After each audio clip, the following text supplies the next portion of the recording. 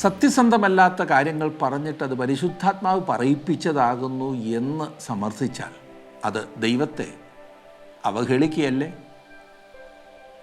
തൃത്വത്തിൽ വെച്ച് ഏറ്റവും അധികം മനുഷ്യർ അവഗണിക്കുന്നതും തെറ്റിദ്ധരിക്കുന്നതും തെറ്റായി പ്രതിനിധീകരിക്കുന്നതും അപമാനിക്കുകയും അപകീർത്തിപ്പെടുത്തുകയും ഒക്കെ ചെയ്യുന്നത്, അനാദരിക്കുകയും നിന്ദിക്കുകയും ചെയ്യപ്പെടുന്ന വ്യക്തി പരിശുദ്ധാത്മാവാം ദൈവമാകുന്നു. വായിൽ വരുന്നതെല്ലാം പറഞ്ഞിട്ട് പരിശുദ്ധാത്മാവ് പറയിപ്പിച്ചതാണെന്ന് പറഞ്ഞാൽ അത് അവനെ അവഹേളിക്കുകയല്ലേ, നിന്ദിക്കുകയല്ലേ? പരിശുദ്ധാത്മാവ് ദൈവമാകുന്നു, അവനൊരു വ്യക്തിയാകുന്നു. സൃഷ്ടിപ്പ് മുതൽ പുനഃസൃഷ്ടിപ്പിലൂടെ നിത്യത വരെ സകലതും യാഥാർത്ഥ്യമാക്കുന്ന ദൈവത്തിൻ്റെ ശക്തിയാകുന്ന പ്രവർത്തനമാകുന്നു അവൻ പൂർണ്ണമായും ദൈവമാകുന്നു. നമ്മെ വിശുദ്ധരാക്കുവാനാകുന്നു പരിശുദ്ധാത്മാവ് നമ്മിൽ പ്രവർത്തിക്കുന്നത്. വ്യക്തിത്വത്തിൻ്റെ സകല ഗുണങ്ങളും പ്രവർത്തനശേഷിയുമുള്ള വ്യക്തിയാണ് പരിശുദ്ധാത്മാവ്. ഇഷ്ടാനിഷ്ടങ്ങളും ബുദ്ധിശക്തിയും അറിവും അനുകമ്പയും ഉള്ളവനും, സ്നേഹിക്കുവാനും ചിന്തിക്കുവാനും കാണുവാനും കേൾക്കുവാനും സംസാരിക്കുവാനും കഴിവുള്ള ആളത്വമാണവൻ. പരിശുദ്ധാത്മാവ് ഒരു ആവേശമല്ല, വികാരവിക്ഷോഭമല്ല, ഊർജമല്ല, ധൈര്യമല്ല. അവനിതൊക്കെ തരും. പരിശുദ്ധാത്മാവ് വെറും ചൈതന്യമല്ല, നമ്മുടെയൊക്കെ കഴിവുകളല്ല. പരിശുദ്ധാത്മാവ് ഇതൊക്കെ കൂടി ചേർത്ത് മനുഷ്യത്വാരോപണവുമല്ല. അവൻ ക്രിസ്തുവിനെ പോലെ തന്നെ കരുണയും മനസ്സലിവും സ്നേഹവും എല്ലാം ഉള്ളവനാണ്. നമുക്കവനെ ദുഃഖിപ്പിക്കാവുന്നതാണ് എന്ന് ബൈബിൾ പഠിപ്പിക്കുന്നു.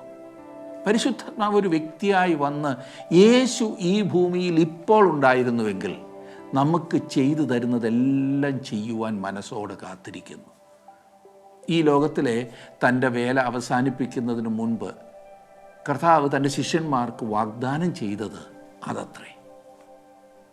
വിശുദ്ധ യോഹന്നാൻ എഴുതിയ സുവിശേഷം 16-ാം അധ്യായത്തിൽ നിന്നും നാം പഠിക്കുവാൻ പോകുന്നതും അതുതന്നെയാണ്. ഇന്ന് 16-ാം അധ്യായത്തോടെ മാളികമുറിയിലെ പ്രഭാഷണം അവസാനിക്കുകയാണ്. തൻ്റെ ജനം തമ്മിൽ സ്നേഹിക്കണമെന്ന് കർത്താവ് പറയുന്നതാണ് 15-ാം അധ്യായത്തിൽ നാം പഠിച്ചത്. തമ്മിൽ സ്നേഹിക്കുവാൻ നമുക്ക് അമാനുഷികമായൊരു ശക്തി ആവശ്യമാകുന്നു, ഇല്ലേ? നാം ക്രിസ്തുവിനോട് അനുരൂപരാകേണ്ടത് ആവശ്യമാകുന്നു എന്ന് യേശു പഠിപ്പിക്കുന്നു. ലോകം നമ്മെ പകയ്ക്കുന്നതിന് അത് കാരണമാകും. യേശുവിനോട് അനുരൂപരാകുമ്പോൾ ലോകം നമ്മെ പകയ്ക്കും. ക്രിസ്തു വന്നില്ലായിരുന്നു എങ്കിൽ അവർ പാപത്തെക്കുറിച്ച് അറിയുമായിരുന്നില്ല എന്ന് യേശു അവരോട് പറഞ്ഞു. വ്യക്തിപരമായി അവർക്ക് പാപങ്ങൾ ഉണ്ടാകുമായിരുന്നില്ല എന്നല്ല അവിടുത്തെ അർത്ഥം. പിന്നെയോ ലോകരക്ഷകനായ ക്രിസ്തുവിനെ ത്യജിക്കുന്ന പാപവുമായി തുലനം ചെയ്യുമ്പോൾ അവരുടെ വ്യക്തിപരമായ പാപങ്ങൾ തുലവും നിസ്സാരമാകുന്നു എന്നാണ് യേശു പറഞ്ഞത്. യേശുവിനെ ത്യജിക്കുന്നതാണ് ഏറ്റവും വലിയ പാപം. വിശുദ്ധ യോഹന്നാൻ എഴുതിയ സുവിശേഷം 16-ാം അധ്യായത്തിൽ യേശു ആ മുന്നറിയിപ്പ് നൽകുന്നു. താൻ പോയി കഴിയുമ്പോൾ യേശു പരിശുദ്ധാത്മാവിനെ അവരുടെ ഇടയിലേക്ക് അയക്കും. അവൻ്റെ അതിമഹത്തായ പ്രവർത്തനങ്ങളെക്കുറിച്ച് യേശു വിവരിക്കുന്നതാണ് 16-ാം അധ്യായത്തിൽ നാം കാണുവാൻ പോകുന്നത്. നമുക്ക് ഒരുമിച്ച് ആ ഭാഗം എടുത്ത് ധ്യാനിക്കാം.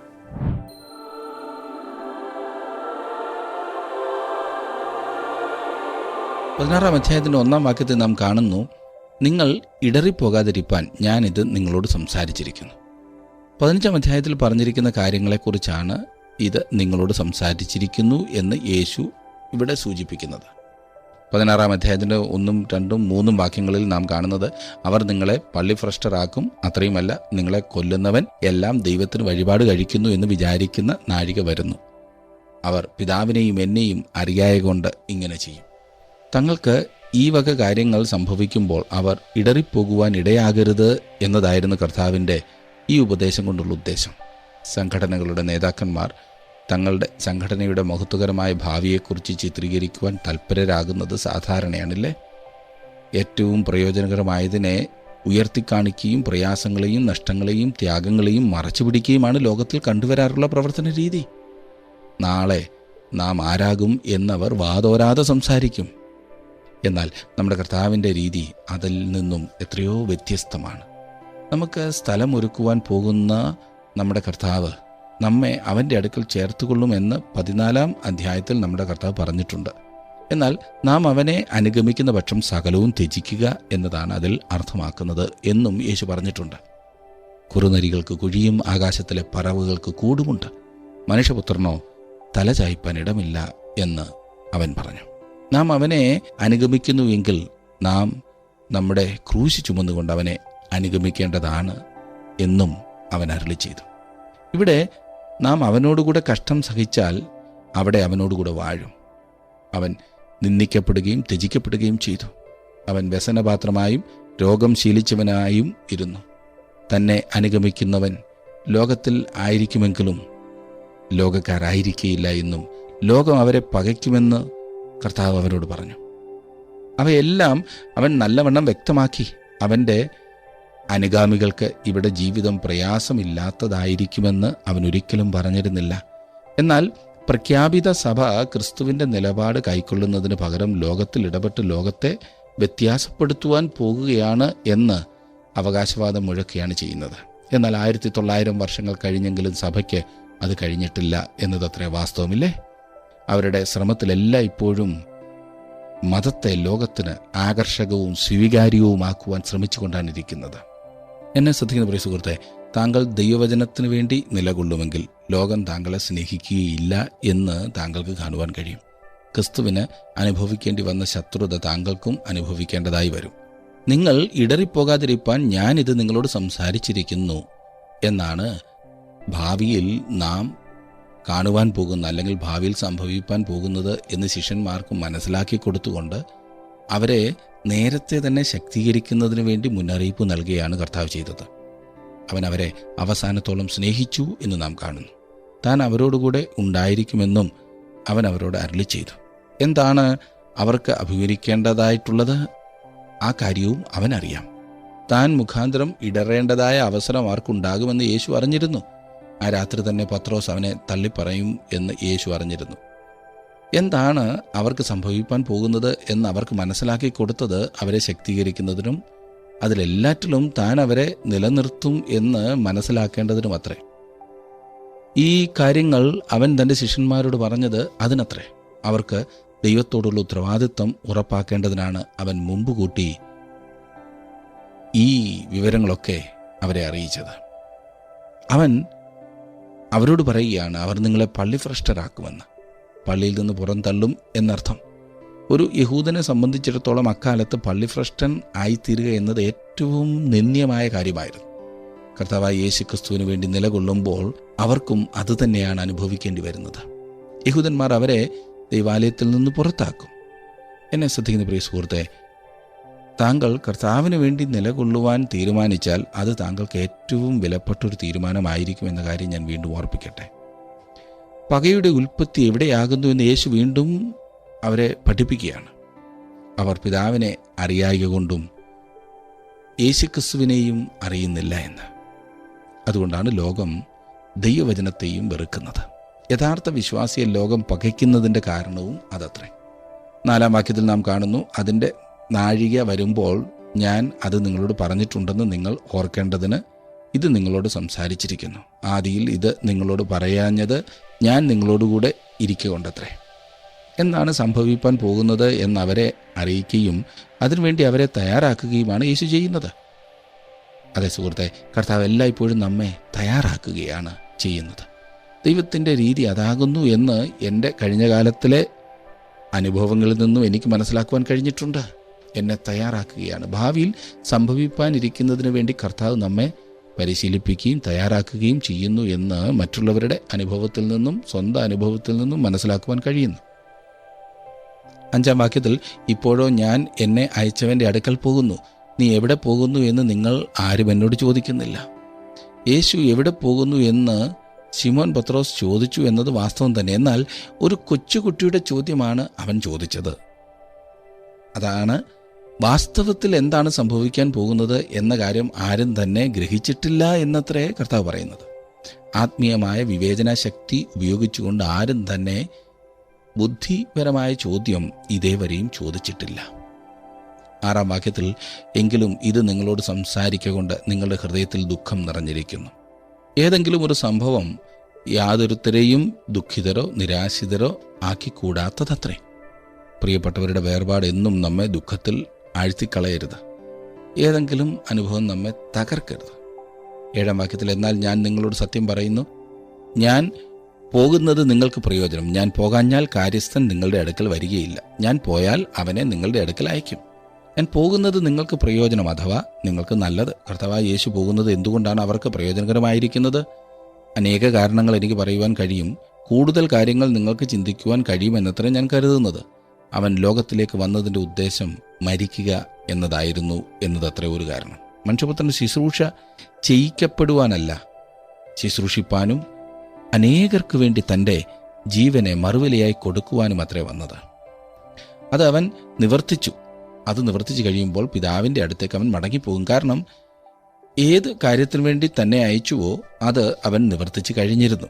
അവൻ ഈ ഭൂമിയിൽ വന്നപ്പോൾ നമ്മുടെ മനുഷ്യത്വം തൻ്റെ മേൽ ഏറ്റെടുക്കുകയാണ് ചെയ്തത്. ദൈവം സർവ്വവ്യാപിയാണ്. എന്നാൽ ഒരു മനുഷ്യനായി തീരുന്നതിൽ കൂടി യേശു തന്നെത്താൻ പരിമിതിപ്പെടുത്തി. അതായത് അവൻ ഗലീലയിലായിരുന്നപ്പോൾ അതേ സമയം അവന് ബഥാനിയിലായിരിക്കാൻ കഴിഞ്ഞിരുന്നില്ല എന്നർത്ഥം.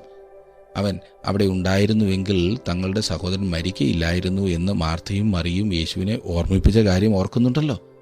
വേറൊരു വിധത്തിൽ പറഞ്ഞാൽ, ഇന്ന് കർത്താവായ യേശുക്രിസ്തു തൻ്റെ മനുഷ്യ ശരീരത്തിൽ ലോകത്തുണ്ടായിരുന്നുവെങ്കിൽ അവന് ഞാനായിരിക്കുന്ന ഈ സ്ഥലത്തും അതേ സമയത്ത് നിങ്ങളായിരിക്കുന്നിടത്തും ഉണ്ടായിരിക്കാൻ കഴിയുമായിരുന്നില്ല. അതുകൊണ്ടാണ് അവൻ അവരോട് പറയുന്നത്, പരിശുദ്ധാത്മാവിനെ അവൻ അവർക്ക് അയച്ചു കൊടുക്കുമെന്ന്. പരിശുദ്ധാത്മാവ് എല്ലാ സ്ഥലത്തും ഉണ്ടായിരിക്കും. അവൻ ഇന്ന് എന്നോടുകൂടെയുണ്ട്, അതേസമയം നിങ്ങളോടുകൂടെയും ഉണ്ട്. അത് നല്ലതും പ്രയോജനകരവുമാകുന്നു എന്ന് യേശുക്രിസ്തു പറയുന്നു. കാര്യസ്ഥനെ, അതെ ആശ്വാസപ്രദനെ അവൻ അയക്കും. അവൻ നമ്മുടെ അടുക്കൽ വരികയും നമ്മിൽ വസിക്കുകയും ചെയ്യും. ഇനി നമുക്ക് 8 മുതൽ 11 വരെയുള്ള വാക്യങ്ങളിലേക്ക് വരുമ്പോൾ, പരിശുദ്ധാത്മാവ് വരുമ്പോൾ അവൻ പല ശുശ്രൂഷകൾ ചെയ്യും എന്ന് അവിടെ പറഞ്ഞിരിക്കുന്നു. ഞാൻ ആ ഭാഗം ഒന്ന് വായിക്കാം. 16-ാം അധ്യായത്തിൻ്റെ 8 മുതൽ 11 വരെയുള്ള വാക്യങ്ങൾ. അവൻ വന്ന് പാപത്തെക്കുറിച്ചും നീതിയെക്കുറിച്ചും ന്യായവിധിയെക്കുറിച്ചും ലോകത്തിന് ബോധം വരുത്തും. അവർ എന്നിൽ വിശ്വസിക്കായ്ക കൊണ്ട് പാപത്തെക്കുറിച്ചും, ഞാൻ പിതാവിൻ്റെ അടുക്കൽ പോകുകയും നിങ്ങൾ ഇനി എന്നെ കാണാതിരിക്കുകയും ചെയ്യുന്നത് കൊണ്ട് നീതിയെക്കുറിച്ചും, ഈ ലോകത്തിൻ്റെ പ്രഭു വിധിക്കപ്പെട്ടിരിക്കൊണ്ട് ന്യായവിധിയെക്കുറിച്ചും തന്നെ ബോധം വരുത്തും എന്നതിന് ഇവിടെ മൂലഭാഷയിൽ ഉപയോഗിച്ചിരിക്കുന്ന വാക്ക് നിയമപരമായി ഉപയോഗിക്കുന്ന വാക്കാണ്. പരിശുദ്ധാത്മാവ് വരുമ്പോൾ അവൻ ഒരു ന്യായാധിപൻ കുറ്റബോധം വരുത്തുന്നത് പോലെയുള്ള തെളിവുകൾ ചൂണ്ടിക്കാണിക്കുന്നത് ഇവിടെ പറയുകയാണ്. പാപബോധം വരുത്തുന്നതിന് വേണ്ടി ദൈവത്തിൻ്റെ ആത്മാവ് എൻ്റെയും നിങ്ങളുടെയും ഹൃദയത്തിനുള്ള തെളിവുകൾ ചൂണ്ടിക്കാണിക്കുവാൻ ആഗ്രഹിക്കുന്നു. അത് വാസ്തവത്തിൽ ഒരു തീരുമാനത്തിൽ എത്തിക്കുകയും ചെയ്യുന്നു. കർത്താവായ യേശുക്രിസ്തുവിൽ വിശ്വസിക്കുകയും ആശ്രയിക്കുകയും ചെയ്യുന്നതിന് മുമ്പായി പാപബോധം ഉളവാകേണ്ടത് ആവശ്യമത്രേ. അതുകൊണ്ടാണ് ഏറ്റുപറച്ചിൽ, പാപം ഏറ്റുപറഞ്ഞ് ഉപേക്ഷിക്കേണ്ടത് ആവശ്യമാണ്. ഇന്ന് ലോകത്തിൽ പരിശുദ്ധാത്മാവിൻ്റെ ശുശ്രൂഷയുടെ ഫലമായി 3 കാര്യങ്ങളാണ് ബോധ്യമാകുന്നത്: പാപത്തെക്കുറിച്ചും നീതിയെക്കുറിച്ചും ന്യായവിധിയെക്കുറിച്ചും. ആ പാപം എന്താകുന്നു എന്ന് നമ്മുടെ കർത്താവ് വിശദീകരിക്കുന്നു. അവർ എന്നിൽ വിശ്വസിക്കായ്ക കൊണ്ടുള്ള പാപം. ലോകത്തിലേക്കും ഏറ്റവും വലിയ പാപം എന്താണ്? കൊലപാതകമാണോ? അല്ല.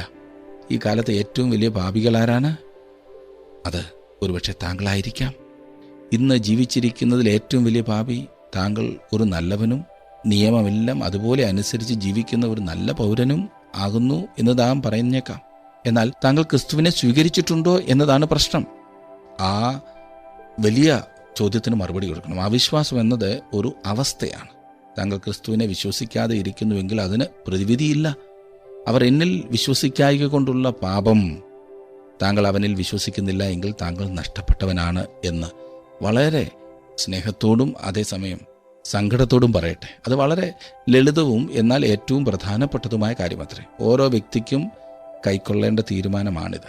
കർത്താവായ യേശുക്രിസ്തുവിനെ സ്വീകരിക്കാത്ത ഏതൊരു വ്യക്തിയും, അവൻ ആര് തന്നെ ആയിരുന്നാലും, അവൻ ദൈവം മുമ്പാകെ ഏറ്റവും വലിയ പാപിയാണ്.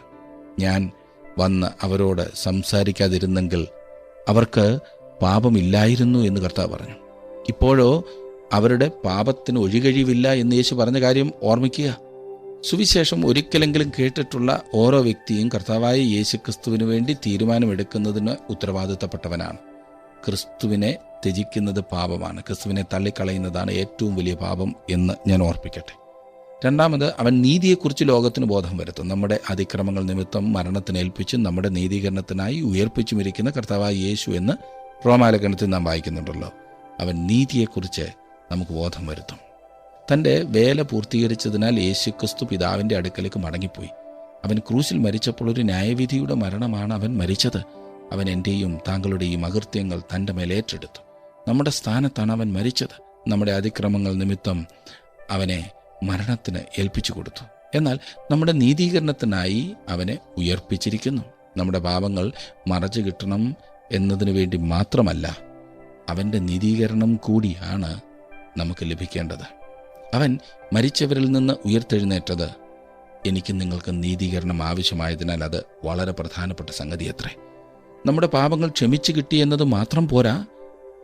ക്ഷമ ലഭിച്ച കുറ്റവാളികൾ മാത്രമാണെങ്കിൽ നമുക്ക് ദൈവം മുമ്പാകെ നിൽക്കുവാൻ കഴിയുകയില്ല.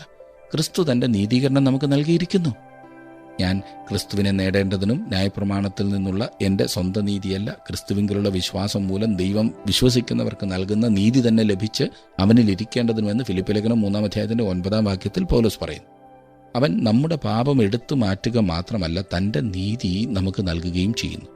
ദൈവം മുമ്പാകെ നമുക്ക് നിൽക്കണമെങ്കിൽ നാം ക്രിസ്തുവിൽ ആയിരിക്കേണ്ടതും അവൻ നമ്മുടെ നീതിയായി തീരേണ്ടതും അത്യാവശ്യമാകുന്നു. മൂന്നാമത്, കർത്താവ് ന്യായവിധിയെക്കുറിച്ച് ലോകത്തിന് ബോധം വരുത്തും. ഒരിക്കൽ ന്യായവിധി വരുവാൻ പോകുന്നു എന്നാണോ ഇതിൽ നിന്നും അർത്ഥമാക്കുന്നത്? അല്ല, ഈ വാക്യത്തിൽ അതല്ല അർത്ഥമാക്കുന്നത്. ഈ ലോകത്തിൻ്റെ പ്രഭു വിധിക്കപ്പെട്ടിരിക്കൊണ്ട് ന്യായവിധിയെക്കുറിച്ചുള്ള ബോധം വരുത്തും. ഈ ലോകത്തിൻ്റെ പ്രഭുവായ സാത്താൻ ന്യായം വിധിക്കപ്പെട്ടിരിക്കുകയാണ്. ന്യായം വിധിക്കപ്പെട്ട ഒരു ലോകത്തിലാണ് നാം ജീവിക്കുന്നത്. ഈ കാര്യം അനേകം വിശ്വാസികൾക്കും മനസ്സിലാക്കുവാൻ പ്രയാസമുള്ള സംഗതിയാണ്. അതേ സുഹൃത്തെ, താങ്കൾ വിസ്താരത്തെ അഭിമുഖീകരിക്കുകയല്ല, താങ്കൾ ഒരു നഷ്ടപ്പെട്ട പാപിയായി ദൈവം പ്രഖ്യാപിച്ചു കഴിഞ്ഞിരിക്കുകയാണ്. അവിടുന്ന് താങ്കളെ ന്യായം വിധിച്ചു കഴിഞ്ഞിരിക്കുകയാണ്. പാപത്തിൻ്റെ ശമ്പളം മരണമത്രേ, ദൈവത്തിൻ്റെ കൃപാപരമോ നമ്മുടെ കർത്താവായ യേശു ക്രിസ്തുവിൽ നിത്യജീവൻ തന്നെ എന്ന് റോമാലേഖനം 6-ാം അധ്യായത്തിൽ നാം വായിക്കുന്നല്ലോ. വധശിക്ഷയ്ക്ക് വിധിക്കപ്പെട്ട് മരണത്തിനായി കാത്തിരിക്കുന്ന ഒരു മനുഷ്യനെ പോലെ നാം ന്യായം വിധിക്കപ്പെട്ട ഒരു ലോകത്തിലാണ് ജീവിക്കുന്നത്. കുറ്റക്കാർ എന്ന പ്രഖ്യാപനമാണ് നമുക്കെതിരെ പ്രഖ്യാപിച്ചിരിക്കുന്നത്. ഇനിയും 12 മുതൽ 14 വരെയുള്ള വാക്യങ്ങളിലേക്ക് നാം വരുമ്പോൾ ഇനിയും വളരെ നിങ്ങളോട് പറവാനുണ്ട്. എന്നാൽ നിങ്ങൾക്ക് ഇപ്പോൾ വഹിപ്പാൻ കഴിവില്ല. സത്യത്തിൻ്റെ ആത്മാവ് വരുമ്പോഴോ അവൻ നിങ്ങളെ സകല സത്യത്തിലും വഴി നടത്തും. അവൻ സ്വയമായി സംസാരിക്കാതെ താൻ കേൾക്കുന്നത് സംസാരിക്കുകയും വരുവാനുള്ളത് നിങ്ങൾക്ക് അറിയിച്ചു തരികയും ചെയ്യും. അവൻ എനിക്കുള്ളതിൽ നിന്ന് എടുത്ത് നിങ്ങൾക്ക് അറിയിച്ചു തരുന്നത് കൊണ്ട് എന്നെ മഹത്വപ്പെടുത്തും. ഇതെല്ലാം നമുക്ക് മനസ്സിലാക്കുവാൻ കഴിയില്ല. നാം കൃപയിലും അവനെക്കുറിച്ചുള്ള പരിജ്ഞാനത്തിലും വളരേണ്ടത് ആവശ്യമാണ്. എങ്ങനെ നമുക്കത് സാധിക്കും? വേദപുസ്തകം വായിക്കുക എന്നത് മാത്രം അതിനുള്ള ഉത്തരമല്ല. നാം വായിക്കുമ്പോൾ പരിശുദ്ധാത്മാവ് നമ്മുടെ അധ്യാപകനായിരിക്കേണ്ടത് ആവശ്യമാണ്. ദൈവത്തിൻ്റെ ആത്മാവ് സത്യത്തിൻ്റെ ആത്മാവാണ്. അവൻ നമ്മെ സകല സത്യത്തിലും വഴി നടത്തും. കർത്താവ് പറഞ്ഞതുപോലെ തന്നെ അവൻ അപ്പോസ്തലന്മാരെ നയിച്ചു. ആ സത്യങ്ങളാണ് ലേഖനങ്ങളിൽ നാം കാണുന്നത്. പെന്തക്കോസ്ത് നാളിൽ ദൈവത്തിൻ്റെ ആത്മാവ് അവരുടെ മേൽ വരികയും അവൻ അവരെ അവരുടെ പ്രസംഗത്തിലും എഴുത്തുകളിലും നടത്തുകയും ആണ് ചെയ്തത്. ഇത് അപ്പോസ്തലന്മാരിൽ എപ്രകാരം നിവൃത്തിയായി എന്ന് നമുക്ക് കാണുവാൻ കഴിയും. യേശുക്രിസ്തുവിൻ്റെ ഉപദേശം പൂർത്തീകരിക്കുകയായിരുന്നു പരിശുദ്ധാത്മാവിൻ്റെ ശുശ്രൂഷ. ലേഖനങ്ങൾ ക്രിസ്തുവിനെ മഹിമപ്പെടുത്തുകയും അവനെ സഭയുടെ തലയായി കാണിക്കുകയും ചെയ്യുന്നു. തൻ്റെ രാജ്യം സ്ഥാപിക്കുവാനായി അവൻ വീണ്ടും വരുന്നു എന്ന് ലേഖനങ്ങളിൽ പറഞ്ഞിരിക്കുന്നു. ക്രിസ്തുവിൻ്റെ ആളത്വത്തെയും ശുശ്രൂഷയെയും ലേഖനങ്ങൾ തുറന്നു കാട്ടുന്നു. വരുവാനുള്ള കാര്യങ്ങളെക്കുറിച്ചും അവ പറഞ്ഞു തരുന്നു. പ്രത്യേകമായും വെളിപ്പാട് പുസ്തകത്തിൽ അതത്രയും നാം കാണുന്നത്. ഇവിടെ കാണുവാൻ കഴിയുന്ന 7 പടികൾ ശ്രദ്ധിക്കുക. 1, സത്യത്തിൻ്റെ ആത്മാവായ പരിശുദ്ധാത്മാവ് വന്നു കഴിഞ്ഞു. 2, അവൻ നിങ്ങളെ സകല സത്യത്തിലും വഴി നടത്തും. 3, അവൻ തന്നെക്കുറിച്ച് തന്നെ സംസാരിക്കുകയില്ല. 4, അവൻ താൻ കേൾക്കുന്നത് സംസാരിക്കും. 5, വരുവാനുള്ളത് അവൻ നിങ്ങൾക്ക് അറിയിച്ചു തരും. 6, അവൻ യേശുവിനെ മഹത്വപ്പെടുത്തും. 7, അവൻ എനിക്കുള്ളതിൽ നിന്ന് എടുത്ത് നിങ്ങൾക്ക് കാണിച്ചു തരും. ഈ പടികൾ നമ്മോട് പറഞ്ഞിരിക്കുന്നതിനാൽ നാം കേൾക്കുകയും വായിക്കുകയും ചെയ്യുന്നവ പരിശോധിക്കുവാൻ നമുക്ക് സാധിക്കും. പരിശുദ്ധാത്മാവ് തന്നെക്കുറിച്ച് സംസാരിക്കുകയില്ല എന്ന് കർത്താവായ യേശു പറഞ്ഞിട്ടുണ്ട്. സ്വയം സംസാരിക്കില്ല എന്ന്. പിന്നെ പരിശുദ്ധാത്മാവ് പ്രവർത്തിക്കുന്നത് എപ്പോഴാകുന്നു എന്ന് എങ്ങനെ പറയുവാൻ കഴിയും? അവൻ യേശുവിനെ മഹത്വപ്പെടുത്തും. യേശു ക്രിസ്തു എവിടെ മഹിമപ്പെടുന്നുവോ അവിടെ പരിശുദ്ധാത്മാവിൻ്റെ പ്രവർത്തനമുണ്ട്. അവൻ എന്നെ മഹത്വപ്പെടുത്തുമെന്ന് യേശു പറഞ്ഞു. 15-ാം വാക്യത്തിൽ നാം കാണുന്നു, പിതാവിനുള്ളതൊക്കെയും എനിക്കുള്ളത്, അതുകൊണ്ടത്രേ അവൻ എനിക്കുള്ളതിൽ നിന്നെടുത്ത് നിങ്ങൾക്ക് അറിയിച്ചു തരും എന്ന് ഞാൻ പറഞ്ഞത്. വീണ്ടും കർത്താവായ യേശു തന്നെ തന്നെ ദൈവത്തോട് സമനാക്കുന്നത് നോക്കിക്കേ. പിതാവിനുള്ളത് ഒക്കെയും യേശുവിനുള്ളതാണ്. അവൻ എനിക്കുള്ളതിൽ നിന്ന് എടുക്കും എന്നതിൻ്റെ അർത്ഥം അവൻ ദൈവത്തിൻ്റെ കാര്യങ്ങൾ എടുത്ത് അവ നമുക്ക് കാണിച്ചു തരും എന്നാണ്. അവന് മാത്രമേ അത് സാധ്യമാകുകയുള്ളൂ. 1 കൊരിന്ത്യർ 2-ാം അധ്യായത്തിൻ്റെ 9-10 വാക്യങ്ങളിൽ ദൈവം തന്നെ സ്നേഹിക്കുന്നവർക്ക് ഒരുക്കിയിട്ടുള്ളത് കണ്ണ് കണ്ടിട്ടില്ല, ചെവി കേട്ടിട്ടില്ല, ഒരു മനുഷ്യൻ്റെയും ഹൃദയത്തിൽ തോന്നിയിട്ടുമില്ല എന്ന് എഴുതിയിരിക്കുന്നത് പോലെ തന്നെ നമുക്കോ ദൈവം തൻ്റെ ആത്മാവിനാൽ വെളിപ്പെടുത്തിയിരിക്കുന്നു. ആത്മാവ് സകലത്തെയും ദൈവത്തിൻ്റെ ആഴങ്ങളെയും ആരായുന്നു എന്ന് നാം കാണുന്നു. ദൈവത്തിൻ്റെ ആഴങ്ങളെ ആരായുന്നത് ആത്മാവാണ്, പരിശുദ്ധാത്മാവ്. അവന് മാത്രമേ ഈ കാര്യങ്ങൾ നമുക്ക് കാണിച്ചു തരുവാൻ കഴിയുകയുള്ളൂ. 16-ാം വാക്യത്തിൽ നാം കാണുന്നു, കുറഞ്ഞൊന്ന് കഴിഞ്ഞിട്ട് നിങ്ങൾ എന്നെ കാണുകയില്ല, പിന്നെയും കുറഞ്ഞൊന്ന് കഴിഞ്ഞിട്ട് എന്നെ കാണും. എന്താണ് ഇതിൽ നിന്നും യേശു അർത്ഥമാക്കിയത്? താൻ പിടിക്കപ്പെടുമെന്നും അവർ എല്ലാവരും ആടുകളെപ്പോലെ ചിതറി തങ്ങളിൽ നിന്ന് വേർപെട്ടു പോകും എന്നാണ് യേശു പറഞ്ഞതിൻ്റെ അർത്ഥം. അവൻ ക്രൂശിക്കപ്പെടുകയും അടക്കപ്പെടുകയും ചെയ്യും. കുറച്ച് സമയത്തേക്ക് അവൻ്റെ അസാന്നിധ്യം മൂലം അവർ അവനെ കാണുകയില്ല. 3-ാം ദിവസം അവൻ തിരിച്ചു വരും. അങ്ങനെ അവർ കുറച്ച് കഴിഞ്ഞ് അവനെ കാണും. 17 മുതൽ 20 വരെയുള്ള വാക്യങ്ങളിലേക്ക് വരുമ്പോൾ യേശു പറഞ്ഞതിൻ്റെ അർത്ഥം കൃത്യമായി മനസ്സിലാക്കുവാൻ അവർക്ക് കഴിഞ്ഞില്ല എന്ന് കാണുന്നു. കുറച്ച് സമയം അവൻ ശവക്കുഴിയിലായിരിക്കും 3 ദിവസം. പിന്നീട് വീണ്ടും കുറച്ച് സമയം അവൻ പിതാവിൻ്റെ അടുക്കൽ പോകും. ഇപ്പോൾ അത് 1900 വർഷത്തിലധികമായിരിക്കുന്നു. താൻ അവരെ അനാഥരായി ആശ്വാസമില്ലാത്തവരായി വിടുകയില്ല എന്ന് വാഗ്ദത്തം ചെയ്തിരുന്നു. പരിശുദ്ധാത്മാവാകുന്ന ആളത്വത്തിൽ അവൻ അവരോടുകൂടെ ഇരിക്കും. ഇനിയും 21-22 വാക്യങ്ങളിലേക്ക് വരുമ്പോൾ കർത്താവ് അവിടെ പറയുന്നത്, നിങ്ങൾ ആരായിരുന്നാലും എവിടെയായിരുന്നാലും യേശുക്രിസ്തുവിനെ സ്വീകരിച്ചിരിക്കുന്നു എങ്കിൽ നിങ്ങൾ ഒരു ദൈവപൈതലത്രേ എന്നത്രേ. കർത്താവ് പറയുന്നത്, നിങ്ങൾ ദുഃഖത്തിലാകുന്നു എങ്കിൽ, നിങ്ങൾക്ക് കണ്ണുനീരിൻ്റെ അനുഭവമാണ് ഉള്ളതെങ്കിൽ, തകർന്ന ഹൃദയമാണ് താങ്കൾക്കുള്ളതെങ്കിൽ, ഉഷസ്സിങ്കൽ ആനന്ദഘോഷം വരുന്നു എന്ന ഉറപ്പ് താങ്കൾക്കുണ്ടാകാം. താങ്കളുടെ ജീവിതത്തിൽ അവൻ സന്തോഷം നൽകുന്ന ദൈവമാകും. നാം അവൻ്റെ സന്നിധിയിൽ ചെന്ന് ചേർന്നിട്ട് ഈ ലോക ജീവിതത്തെക്കുറിച്ച് തിരിഞ്ഞു നോക്കുമ്പോൾ നമുക്ക് എന്തെങ്കിലും ദുഃഖമുണ്ടായാൽ അത് അവന് വേണ്ടി കൂടുതൽ കഷ്ടത സഹിക്കുവാൻ കഴിഞ്ഞില്ലല്ലോ എന്നതിൻ്റെ ദുഃഖം മാത്രമായിരിക്കും. 23-24 വാക്യങ്ങൾക്ക് വരുമ്പോൾ അവൻ്റെ നാമത്തിൽ പ്രാർത്ഥിക്കുന്നതിനെക്കുറിച്ച് ഇവിടെ 3-ാം പ്രാവശ്യമാണ് യേശു പറയുന്നത്. അവനിൽ വസിക്കുകയും അവനെ അനുസരിക്കുകയും ചെയ്യുന്നവർക്കുള്ളതാണ് അവൻ്റെ നാമത്തിൽ പ്രാർത്ഥിക്കുക എന്നത്. ഇത് നാം നേരത്തെ ചിന്തിച്ചതാണ്. യേശുവിൻ്റെ നാമത്തിൽ ഈ ശിഷ്യന്മാർ ഒരിക്കലും പിതാവിനോട് അപേക്ഷിച്ചിട്ടില്ല എന്ന കാര്യം ഓർത്തിരിക്കേണ്ടതത്രേ. ഇന്ന് ഞാനും നിങ്ങളും യേശുവിൻ്റെ നാമത്തിൽ പിതാവായ ദൈവത്തോട് പ്രാർത്ഥിക്കേണ്ടതാണ്. നമുക്ക് യേശുവിനോട് പ്രാർത്ഥിക്കരുതോ എന്ന് ചിലർ ചോദിച്ചേക്കാം. സ്നേഹിത, യേശു പിതാവിൻ്റെ വലത്തുഭാഗത്ത് നമുക്ക് വേണ്ടി പ്രാർത്ഥിച്ചുകൊണ്ടിരിക്കുന്നു. അതുകൊണ്ടത്ര യേശുവിൻ്റെ നാമത്തിൽ പിതാവിനോട് പ്രാർത്ഥിക്കണം എന്ന് പറയുവാൻ കാരണം 25 മുതൽ 27 വരെയുള്ള വാക്യങ്ങളിൽ നാഴിക വരുന്നു എന്ന് കർത്താവ് പറയുന്നു. യേശു തൻ്റെ ക്രൂശീകരണത്തോട് അടുത്തിരിക്കുകയാണ്. താൻ ലോകത്തിലേക്ക് വന്നതിൻ്റെ ഉദ്ദേശമായ വീണ്ടെടുപ്പിൻ്റെ സമയം അടുത്തിരുന്നു. ഇനി നാം 28-ാം വാക്യത്തിൽ, ഞാൻ പിതാവിൻ്റെ അടുക്കൽ നിന്ന് പുറപ്പെട്ട് ലോകത്തിൽ വന്നിരിക്കുന്നു, പിന്നെയും ലോകത്തെ വിട്ട് പിതാവിൻ്റെ അടുക്കൽ പോകുന്നു എന്ന് കാണുന്നു. നിത്യനായ പുത്രൻ ലോകത്തിലേക്ക് വന്നത് ഒരു ഉദ്ദേശത്തോടെയാണ്. മനുഷ്യനെ വീണ്ടെടുക്കുക എന്നതാണ് ആ ഉദ്ദേശം. തൻ്റെ ദൗത്യം നിറവേറ്റിക്കഴിഞ്ഞപ്പോൾ അവൻ പിതാവിൻ്റെ അടുത്തേക്ക് മടങ്ങിപ്പോയി. യോഹന്നാൻ്റെ സുവിശേഷത്തിൽ കാണുന്നത് ഇതത്രേ. ആരംഭത്തിൽ വരുവാനിരിക്കുന്ന പീഡനങ്ങളെക്കുറിച്ച് അവൻ അവരെ പഠിപ്പിച്ചു. എങ്കിലും ഈ അധ്യായം വിജയകരമായിട്ടാണ് അവസാനിപ്പിച്ചിരിക്കുന്നത്. ഈ വാക്യം വളരെ വിശാലമായ ഒന്നാണ്. സ്ഥലപരിമിതികൾക്കപ്പുറം ദൈവസിംഹാസനത്തിലേക്കും നിത്യതയിലേക്കും ഇത് കടന്നു ചെല്ലുന്നു. അവൻ ഈ ഭൂമിയിൽ ചെലവഴിച്ച ഏതാനും നിമിഷങ്ങളെയും ഈ വാക്യത്തിൽ സൂചിപ്പിക്കുന്നു. അവൻ നിത്യതയിൽ നിന്ന് കടന്നു വന്നു. അവൻ നിത്യതയിലേക്ക് മടങ്ങിപ്പോയി. 29-30 വാക്യങ്ങളിലേക്ക് വരുമ്പോൾ ജഡത്തിൽ വെളിപ്പെട്ട ദൈവമാണ് കർത്താവായ യേശുക്രിസ്തു എന്ന് വ്യക്തമാക്കുന്നതായ ഒരു ഭാഗമാണിത്. ഈ ബോധം ശിഷ്യന്മാർക്ക് അധികമായിട്ടുണ്ടാകുന്നതായി കാണാം. വസ്തുതകൾ അവർക്ക് ശരിയായിട്ടറിയാം. അവൻ പിതാവിൻ്റെ അടുക്കൽ നിന്ന് ഈ ലോകത്തിലേക്ക് വന്നിരിക്കുന്നു എന്ന് അവർ കണ്ട്, അവൻ മശിഹായാണ്, അവൻ അവകാശപ്പെടുന്ന രീതിയിൽ രക്ഷകൻ തന്നെയാണ്. 31-32 വാക്യങ്ങളിൽ യേശു അവരോട്, ഇപ്പോൾ നിങ്ങൾ വിശ്വസിക്കുന്നുവോ? നിങ്ങൾ ഓരോരുത്തൻ താൻ്റെ സ്വന്തത്തിലേക്ക് ചിതറിപ്പോകുകയും എന്നെ ഏകനായി വിടുകയും ചെയ്യുന്ന നാഴിക വരുന്നു, വന്നുമിരിക്കുന്നു. പിതാവ് എന്നോടുകൂടെ ഉള്ളതുകൊണ്ട് ഞാൻ ഏകനല്ലതാനും. ഈ ആളുകൾ ചിതറിപ്പോകുവാനുള്ള സമയം അടുത്തു വരികയാണ്. അവർ അവനെ വിട്ടുപോകും, എങ്കിലും പിതാവ് അവനോടുകൂടെ ഉള്ളതിനാൽ അവൻ തനിയെ ആയിരിക്കില്ല. അതൊരു വലിയ രഹസ്യമാണ്. ദൈവം ക്രിസ്തുവിൽ ലോകത്തെ തന്നോട് നിരപ്പിച്ചു പോന്നു എന്ന് 2 കൊരിന്ത്യർ 5:19 നാം വായിക്കുന്നു. അത് ഒരു വലിയ സത്യമാണ്. ക്രൂശിൽ വെച്ച് യേശു എൻ്റെ ദൈവമേ നീ എന്നെ കൈവിട്ടതെന്ത് എന്ന് നിലവിളിച്ചു എന്നതും സത്യം തന്നെ. എന്നാൽ യേശു ക്രിസ്തു നമുക്ക് വേണ്ടി പാപമായി തീർന്നു.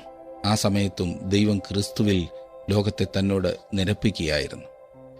മനുഷ്യ മനസ്സിന് മനസ്സിലാക്കുവാൻ കഴിയാത്ത ഒരു രഹസ്യമാണിത്. ക്രൂശിൽ കർത്താവായ യേശു ക്രിസ്തു സമ്പാദിച്ച വീണ്ടെടുപ്പിൻ്റെ ആ വിശദാംശം ഗ്രഹിക്കുവാൻ നമ്മുടെ ബുദ്ധിക്ക് സാധ്യമല്ല. അതുകൊണ്ടായിരിക്കണം ക്രൂശിനെ ദൈവം ഇരുളുകൊണ്ട് മറച്ചത്. ഇവിടെ സംഭവിക്കുന്നത് നിങ്ങൾക്ക് മനസ്സിലാക്കുവാൻ കഴിയുകയില്ല എന്ന് ദൈവം പറയുന്നതായി തോന്നുന്നു. കർത്താവായ യേശു ക്രിസ്തു നമുക്ക് വേണ്ടി മരിച്ചതിനെക്കുറിച്ച് മനോഹരവും പുതുമയുള്ളതുമായ കാര്യങ്ങൾ ഞാനും നിങ്ങളും യുഗങ്ങളോളം മനസ്സിലാക്കിക്കൊണ്ടിരിക്കും എന്നത്രേ ഞാൻ വിശ്വസിക്കുന്നത്. ഒടുവിലത്തെ വാക്യം നോക്കിക്കാട്ട്, നിങ്ങൾക്ക് എന്നിൽ സമാധാനം ഉണ്ടാകേണ്ടതിന് ഇത് നിങ്ങളോട് സംസാരിച്ചിരിക്കുന്നു. ലോകത്തിൽ നിങ്ങൾക്ക് കഷ്ടമുണ്ട്, എങ്കിലും ധൈര്യപ്പെടുവിൻ, ഞാൻ ലോകത്തെ ജയിച്ചിരിക്കുന്നു എന്ന് പറഞ്ഞു. സമാധാനത്തോടെ യേശു തൻ്റെ വാക്കുകൾ അവസാനിപ്പിക്കുന്നു. യേശു ക്രിസ്തുവിലല്ലാത്ത മറ്റൊരിടത്തും സമാധാനം കണ്ടെത്തുവാൻ കഴിയുകയില്ല. അതിനാൽ ക്രിസ്തുവിലുള്ള ഒരു ദൈവ പൈതലിന് സമാധാനം അനുഭവിക്കുവാൻ കഴിയും. സഭയിൽ നിങ്ങൾക്ക് സമാധാനം കണ്ടെത്തുവാൻ കഴിയുകയില്ല. ക്രിസ്തീയ ശുശ്രൂഷയിൽ സമാധാനം കാണുകയില്ല. ക്രിസ്തുവിൻ്റെ ആളത്വത്തിലാണ് സമാധാനം കാണുവാൻ കഴിയുന്നത്. ലോകത്തിൽ നിങ്ങൾക്ക് കഷ്ടമുണ്ട് എന്ന് പറഞ്ഞിരിക്കുന്നു. നമ്മുടെ കർത്താവ് ആ കാര്യം വളരെ വ്യക്തമായി ഇവിടെ പറഞ്ഞിട്ടുണ്ട്. ഈ ലോകത്തിൽ സമാധാനമില്ല, കഷ്ടത മാത്രമാണുള്ളത്. യേശു പറഞ്ഞത് ശരിയല്ലേ? എന്നാൽ അവൻ ലോകത്തെ ജയിച്ചു. അവൻ്റെ വിജയം നമ്മുടെ വിജയമാണ്. വിജയകരമായ ജീവിതത്തെക്കുറിച്ച് വളരെയധികം ഇക്കാലത്ത് കേൾക്കുന്നുണ്ട്. വിജയകരമായ ജീവിതം നയിച്ചിട്ടുള്ളത് ഏക വ്യക്തി ക്രിസ്തു മാത്രമാണ്. സമാധാനമില്ലാത്തൊരു ലോകത്തിൽ യഥാർത്ഥ സമാധാനം പ്രാപിക്കുവാൻ ലഭ്യമായ മാർഗം കർത്താവായ യേശു ക്രിസ്തു ആകുന്നു. അവിടുത്തെ സമാധാനം പ്രാപിക്കുവാൻ ദൈവകരങ്ങളിലേക്ക് നമുക്ക് നമ്മെ തന്നെ സമർപ്പിക്കാം. ആ സമാധാനം നിങ്ങളുടെ ഉള്ളിലാകട്ടെ എന്ന് ഞാൻ പ്രാർത്ഥിക്കുന്നു. ദൈവം നിങ്ങളെ അനുഗ്രഹിക്കട്ടെ. അടുത്ത ക്ലാസ്സിൽ നാം ഇനിയും വീണ്ടും കാണുന്നത് വരെ ദൈവ സാന്നിധ്യം നിങ്ങളോട് കൂടെ ഉണ്ടായിരിക്കുമാറാകട്ടെ.